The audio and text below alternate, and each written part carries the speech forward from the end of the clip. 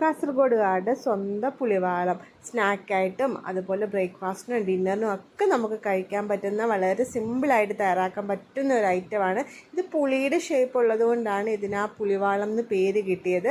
നല്ല ടേസ്റ്റിയാണ്. നോൺ വെജിൻ്റെ കൂടെ ആയിരിക്കും ഇത് കൂടുതൽ കോമ്പിനേഷനായിട്ട് എനിക്ക് തോന്നിയത്.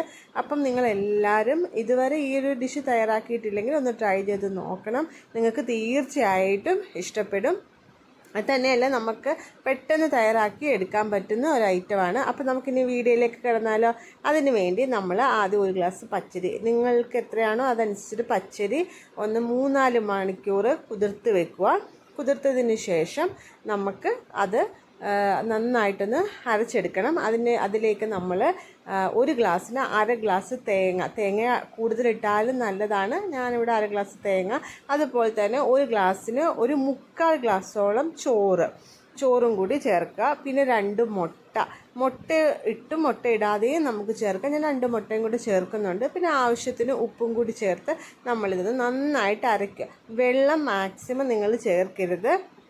അഥവാ അരയ്ക്കാൻ വേണം തോന്നുവാണെങ്കിൽ മാത്രം അന്നേരം ഒരു ശകലം വെള്ളം നിങ്ങൾ ചേർത്ത് കൊടുത്താൽ മതി. ആ മുട്ടയുടെയും ആ അരി കുതിർത്തതിൻ്റെയൊക്കെ വെള്ളം തന്നെ മതിയായിരിക്കും. ഞാനിതിൽ വെള്ളമൊന്നും ചേർത്ത് കൊടുത്തിട്ടില്ല. നമ്മൾക്ക് വേണ്ടി ഈ ഒരു രീതിയിൽ കയ്യിൽ വെച്ചിട്ട് ഇങ്ങനെ നീളത്തിൽ വരയ്ക്കുന്ന ആ ഒരു രീതിയിൽ വേണം ഇതിൽ കിട്ടാൻ. അതുകൊണ്ടാണ് വെള്ളം ചേർക്കരുതെന്ന് പറയുന്നത്. ഇനി നമ്മൾ എണ്ണ ചൂടാക്കുക. എണ്ണ ചൂടാക്കിയതിന് ശേഷം അതിലേക്ക് നമ്മൾ കൈ വെച്ചിട്ട് ഇങ്ങനെ നീളത്തിൽ ഇങ്ങനെ പുളിയുടെ ആ ഒരു ഷേപ്പ് കിട്ടണ്ടേ, അതുകൊണ്ട് നമ്മളിങ്ങനെ നീളത്തിൽ തന്നെ ഇങ്ങനെ ചെയ്ത് കൊടുക്കണം. ഇത് പെട്ടെന്ന് കിട്ടും നമ്മൾക്ക്. പക്ഷെ ആ മാവിൻ്റെ ഒരു കൺസിസ്റ്റൻസി നിങ്ങൾ നല്ലപോലെ ചെയ്യണം. അധികം വെള്ളമായി കഴിഞ്ഞാൽ പിന്നെ നമുക്ക് ഇത് കിട്ടില്ല. അതുകൊണ്ട് വെള്ളം ഒട്ടും ഒഴിക്കാതെ തന്നെ ചെയ്ത് നോക്കുക. പിന്നെ വേണം തോന്നുവാണെങ്കിൽ ശകലം നിങ്ങൾ ചേർത്തിരുന്നാൽ മതിയാകും. അതിന് ശേഷം ഇത് നന്നായിട്ടൊന്ന് മൊരിച്ചെടുക്കുക.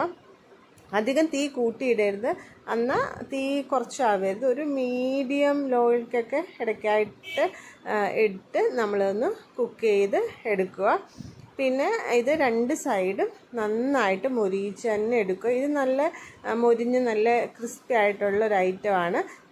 നിങ്ങൾ ഒരു വട്ടമെങ്കിലും ഇതൊന്ന് ട്രൈ ചെയ്ത് നോക്കണം. നിങ്ങൾക്ക് തീർച്ചയായിട്ടും ഇഷ്ടപ്പെടും. പിന്നെ നിങ്ങൾക്ക് മുട്ട വേണ്ടെങ്കിൽ മുട്ട ചേർക്കാതെയും തയ്യാറാക്കാം. ഞാൻ പിന്നെ തവി വെച്ചിട്ടൊന്ന് ട്രൈ ചെയ്ത് നോക്കി.